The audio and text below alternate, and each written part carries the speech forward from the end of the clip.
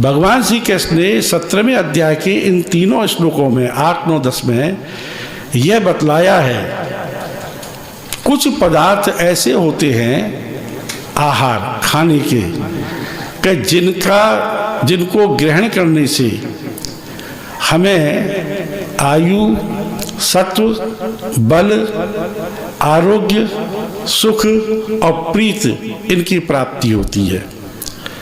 और कुछ पदार्थ ऐसे होते हैं जिनको खाने से दुख और शोक की प्राप्ति होती है, निरोगता नहीं मिलती है।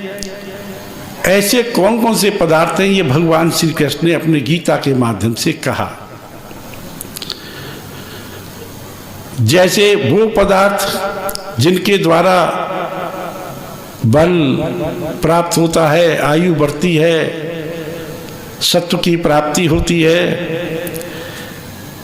ये वो पदार्थ है जिनको खाने से सबसे पहले तो इम्यूनिटी पावर, जिसे कहते हैं रोग प्रतिरोधक क्षमता, निश्चित तौर पर बढ़ेगी। संशय की कोई आवश्यकता नहीं है, कोई भी आवश्यकता नहीं संशय की।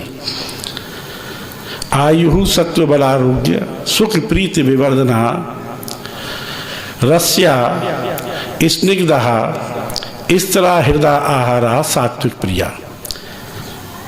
इसका अर्थ क्या है? ऐसे पदार्थ जो रसयुक्त हों, चिकने हों, और ऐसे पदार्थ जिनको खाने से हमारे शरीर के अंदर अधिक समय तक उनका पोषक तत्व बना रहे, स्थिर पदार्थ कहलाते हैं। और जिनको जिनके खाने से, ग्रहण करने से हमारे हृदय को बल की प्राप्ति हो, क्योंकि हृदय भी हमारे शरीर में एक ऐसा वाइटल ऑर्गन है कि यदि जब ये डिफेक्टेड हो जाता है तो व्यक्ति की आयु कम हो जाती है। कहावत है, जो कुछ लोग कहते चले आ रहे हैं उसमें भी सार्थकता है कि गिनी हुई सांसें दी हुई है और धड़कन भी जो है गिनी हुई दी गई है। यदि इन धड़कनों को ज़्यादा खर्च कर लेंगे तो आयु बढ़ेगी नहीं बल्कि घट जाएगी। सांसों को घटा लेंगे, मान लीजिए कि एक व्यक्ति की सांस मान लो 1000 दे रखी है उसके पूर्व जन्म के कर्मों के आधार पर, और उसको जल्दी जल्दी खर्च करेंगे तो वो जल्दी चला जाएगा संसार से। तो इन सांसों का संबंध हृदय से बहुत ज़्यादा है। तो हमें ऐसे पदार्थों का सेवन करना चाहिए जिसमें धड़कन तेज ना हो, सांस की गति नियंत्रित बनी रहे, तो हम आयु को जो है लंबी भोगेंगे, आरोग्यता सहित भोगेंगे, पराक्रमी कहलाएंगे और सारे कार्यों को सिद्ध करेंगे। प्रश्न आता है, रसयुक्त पदार्थ क्या हैं? जितने फल हैं ताजे, उनके रसों का सेवन करने से ये हमें चीज प्राप्त होगी, आयु, बल, सत्व, आरोग्यता निश्चित तौर पर प्राप्त होगी। तो हमें ताजे फलों का रस ग्रहण करना चाहिए। रसयुक्त में कुछ औषधियाँ भी आती हैं, उन औषधियों के सेवन करने से, उनके रस का सेवन करने से आरोग्यता की प्राप्ति होती है। सबसे पहले तो इम्यूनिटी पावर बढ़ती है। जैसे तीनों लोकों में आंवला, ये एक ऐसा बढ़िया रसायन बताया है हमारे धर्म ग्रंथों में।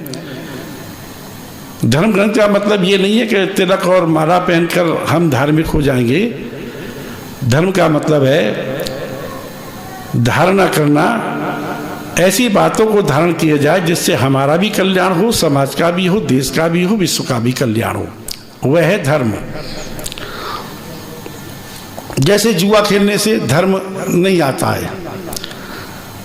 जुआ खेलोगे तो बर्बाद खुद भी होगे, परिवार से जो जुड़े व्यक्ति हैं वो भी दुखी रहने लगेंगे। तो जितनी कुरीतियां हैं वो धर्म में नहीं आती, वो अधर्म में आती है। तो हमें अधर्म को त्यागना है और धर्म को धारण करना है। जो धारण करना है अच्छी बातों को, वही धर्म कहलाता है।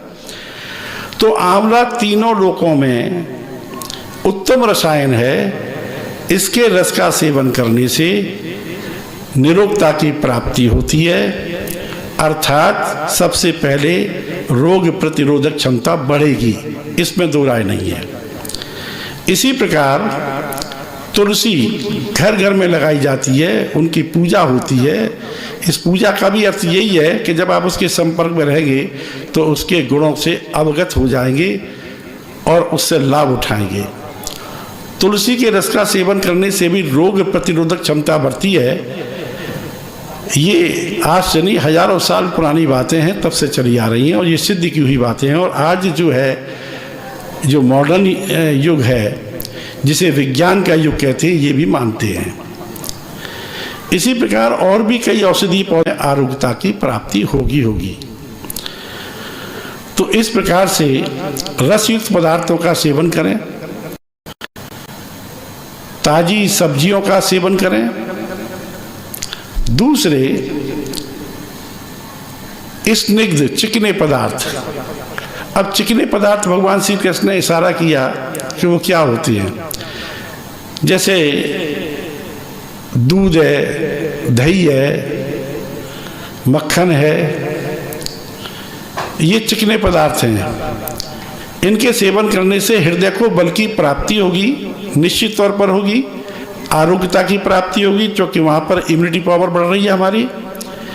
पर उसमें भी शर्त ये है कि यदि गौ उत्पाद का मिल जाए तो सर्वश्रेष्ठ है। गाय का दूध, उस दूध से बना दही, दही से बना मक्खन, मक्खन से घृत। तो गाय के उत्पाद से जो मैंने अभी बोला है, उसका सेवन करने से हृदय को बल मिलेगा, इम्यूनिटी पावर बढ़ेगी, आरोग्यता की प्राप्ति होगी, बल की प्राप्ति होगी।